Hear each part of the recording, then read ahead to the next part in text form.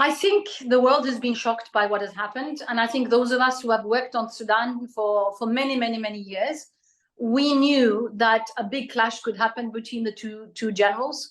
But I think none of us thought that they would have fighting explode in the capital itself, with the risk that we can see not only the capital collapse, but a disintegration of the country, because the center will not hold if this bombing of the center continues, and this is the area where the two generals are fighting it out.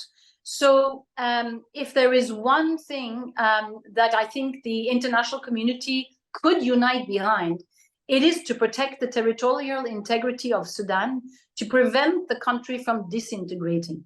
I think that is a very critical and core ambition that I think, despite all disagreements amongst the international stakeholders these days, that should be possible to rally behind.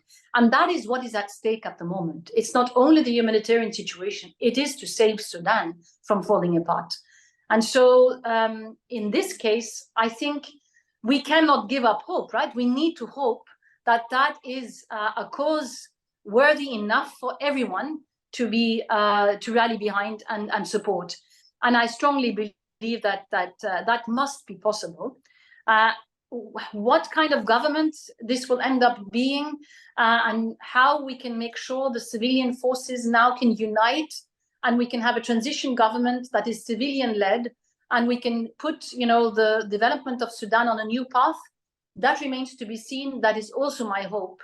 But for now, saving Sudan from really disintegrating, from falling apart, is the key ambition, and must be the key ambition for all of us. عندما تتحدثين عن إنقاذ السودان، هل هذا يعني أن نغض الطرف عن كل الانتهاكات التي ارتكبت خلال هذه الحرب؟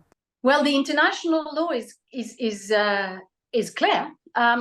People need to be, and leaders need to be held accountable to what they are doing and what they have been doing in war situations. The violations of IHL, of the international humanitarian law, of conventions that guide all the conduct that has to happen between parties in these situations. There's been violations all over the place, and clearly, the international community should hold those violators to account.